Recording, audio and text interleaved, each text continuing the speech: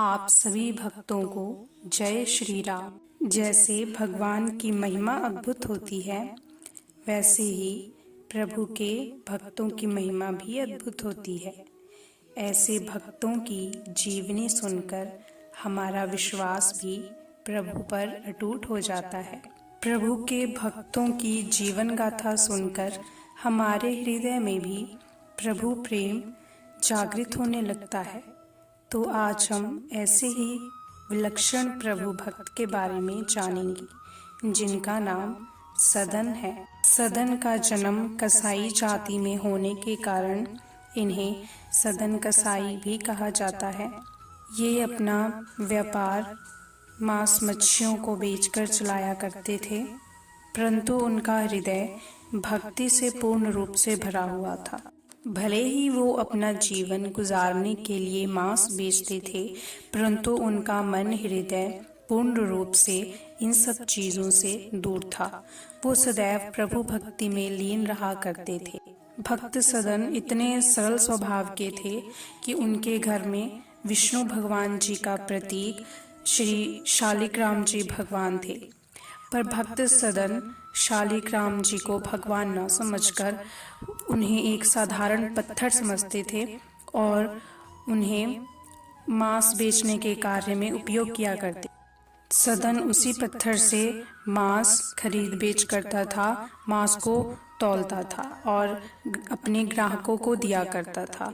सदन जिन्हें साधारण पत्थर समझकर ऐसे कार्य कर रहे थे, वे उनकी महिमा से पूरी तरह अनभिज्ञ थे। भक्त सदन अपने कार्य में लगे हुए सदा प्रभु के नाम का उच्चारण किया करते थे और शालिग्राम भगवान को अपने नित्य कार्य में उपयोग किया करते थे। प्रभु भक्त सदन की ऐसी सरलता देखकर बहुत ही प्रसन्न हुआ करते थे। एक दिन जब एक साधु सदना की दुकान के पास से गुजरे तो उन्होंने शालिग्राम जी को देखा। सदना की दुकान में शालिग्राम जी को देख के साधु को बहुत ही दुख हुआ। सदना को ऐसा करता देख साधु ने उससे शालिग्राम मांगने की कोशिश की। उन्होंने कहा, तुम्हें इनकी महिमा का पता नहीं है, इसलिए तुम इनके साथ ऐसा घृणित कार्य कर रहे हो। तुम जानते भी हो ये क्या है, जिसे तुम साधारण पत्थर समझ रहे हो, ये विष्णु जी के प्रतीक भगवान शालिग्राम जी हैं। साधु ने कहा, लाओ इन्हें मुझे दे दो, मैं इनकी पूजा पाठ और सेवा करूंगा।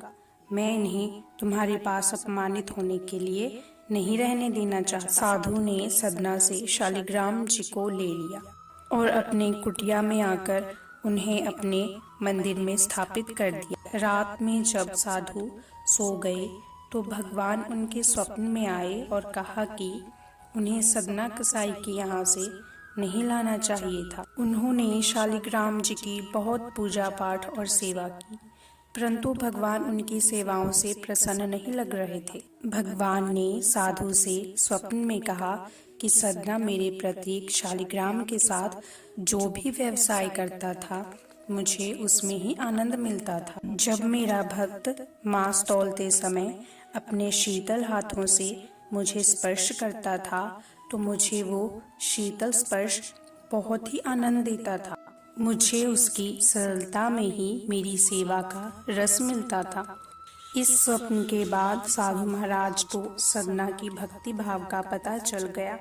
उन्होंने शालिग्राम जी को उठाया और सदना के पास ले गए। जब साधु सदना के पास पहुँचे तो उन्होंने अपने स्वप्न के बारे में बताया और प्रभु की दयालुता के बारे में भी सदना को ज्ञान कराया। ये सब सुनकर सदन को अपने घृणित कार्य के लिए बहुत पश्चाताप हुआ कि प्रभु ने उसकी इस मूर्खतापूर्ण कार्य को भी सेवा समझ लिया।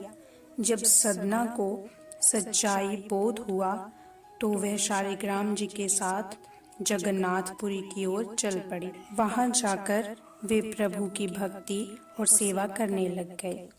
एक दिन सदन जब मार्ग पर चलते चलते गांव में एक गृहस्थ के घर पहुंचे। उस घर में दो व्यक्ति रह रहे थे, जो कि पति और पत्नी थे। उस स्त्री की चरित्र कुछ अच्छा नहीं था। उसने जब सदन को देखा तो वह उसे देखकर मोहित हो गई।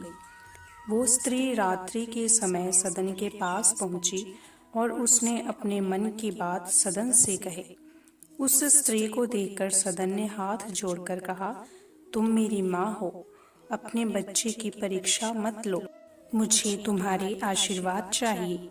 यह सब सुनकर महिला को लगा कि सदन उसके पति के डर के कारण उससे ये सब कह रही है। उसने तलवार उठाई और अपने सो रहे पति को काट दिया।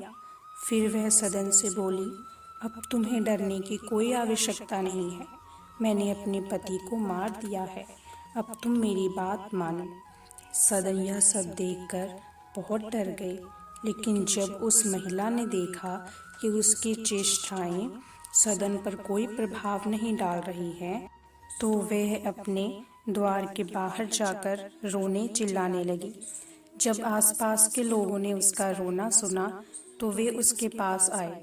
उस स्त्री ने लोगों से कहा कि इस पुरुष ने मेरे पति को मार दिया है और ये अब मेरा शील भंग करने की कोशिश कर रहा है। यह सब सुनकर लोगों ने भक्त सदन को बुरा भला कहना शुरू कर दिया। कुछ लोगों ने उन्हें मारा भी। सदन सब प्रभु की लीला समझकर चुप रहे। जब यह समाचार राज्य के राजा के पास पहुंचा तो भक्त सदन ने अपना अपराध स्वीकार कर लिया। परिणाम स्वरूप राजा ने उनके दोनों हाथों को कटवा दिया। जब भक्त सदन के दोनों हाथों को कटवा दिया गया तो वे इसे भी अपने प्रभु की इच्छा और कृपा माना। इतनी पीड़ाओं के बाद भी उनकी प्रभु भक्ति लेश मात्र भी कम नहीं हुई, बल्कि इसके पश्चात उन्हें ऐसा लगता था जैसे वे प्रभु के और निकट आ गए हैं। तो भक्तों, भगवान के सच्चे भक्त ऐसे ही होते हैं। वे अपने दुखों को भी अपने प्रभु की इच्छा मानकर स्वीकार कर लेते हैं और अपना विश्वास अपने प्रभु से तनिक भी डगमगाने नहीं देते। इस प्रकार सदन प्रभु की भक्ति में लीन होते गए और अपना सर्वस्व प्रभु जगन्नाथ को सौंप दिया।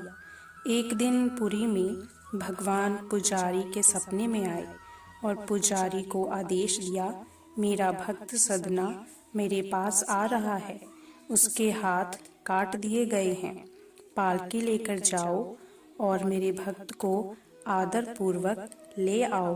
जब पुजारी सुबह उठे तो उन्हें प्रभु का आदेश याद आया। वे पालकी लेकर गए और भक्त सदन को आग्रह करके पालकी में बिठाकर ले आए। जब सदन भगवान जगन्नाथ के पास पहुँचे और उन्होंने प्रभु जगन्नाथ को अपने दोनों हाथ जोड़कर प्रणाम करने चाहे तो उनकी दोनों भुजाएं अपने आप बाहर निकल आईं। प्रभु की ऐसी असीम कृपा देखकर वहां मौजूद सारे लोग अचंभित रह गए। प्रभु की ऐसी कृपा और दयालुता को देखकर भक्त सदन के आंखों से झरझर अश्रु बहने लगे। भक्त सदन को प्रभु की कृपा, दयालुता और प्रेम का बहुत ही निकटता से आभास हो रहा था। अब से भक्त सदन जगन्नाथपुरी में ही रहकर प्रभु की भक्ति करने लगी। एक रात उन्हें स्वप्न आया कि उनके दोनों हाथ क्यों काटे गए थे। स्वप्न में उनसे भगवान ने कहा कि एक बार एक गाय कसाई के घर से भागी जा रही थी, पर सदन ने पूर्व जन्म में उस गाय को पकड़कर उस कसाई को वापस कर दिया। बाद में कसाई ने उस गाय को काटकर बेच दिया। बाद में वह गाय वो स्त्री बनी जिसने अपने पति को काट दिया और वो कसाई उसका पति बना। और स्त्री ने सदन को इसलिए फंसाया क्योंकि सदन ने अपने दोनों हाथों से उस गाय को पकड़कर कसाई के हवाले कर दिया था। बाद में सदन के भी दोनों हाथ इसलिए ही काटे गए थे। प्रभु ने सदन से कहा, इसी कारण इस जन्म में तुम्हारे दोनों हाथ कटवा दिए गए थे, पर मेरी भक्ति के प्रताप से तुम्हारे दोनों हाथ वापस आ गए। यह सब जानने के बाद भक्त सदन को भगवान की असीम कृपा की अनुभूति हुई। वह अब तो और भी प्रभु भक्ति में लीन रहने लगे। भक्त सदन ने जीवन पर्यंत भगवान नाम का प्रचार और नाम कीर्तन किया। भक्त सदन ने प्रभु भक्ति करते हुए श्री जगन्नाथ जी के चरणों में ही अपने शरीर त्याग दिए और वह अपने अनंत प्रभु में सदा के लिए समा गए। ऐसे ही होते हैं हमारे प्यारे प्रभु के प्यारे भक्त। तो बोलिए भक्त और भगवान की जय। तो देखा भक्तों आपने प्रभु कैसे अपने भक्तों के हर एक पग पर सदैव साथ रहते हैं। हमें भी हमारे जीवन में आने वाली समस्याओं को अपने कर्मों का फल समझकर और प्रभु की कृपा और इच्छा समझकर सहना चाहिए। आप अपना समस्त कार्य प्रभु के चरणों में समर्पित कर दें और सदा प्रभु के नाम का जाप करें। फिर देखिए आपका जीवन कैसे बदलता है, क्योंकि हमारे प्रभु बहुत ही दयालु और कृपालु हैं। वे अपने भक्तों के सुख दुख में सदैव साथ ही रहते हैं। जय श्री राम।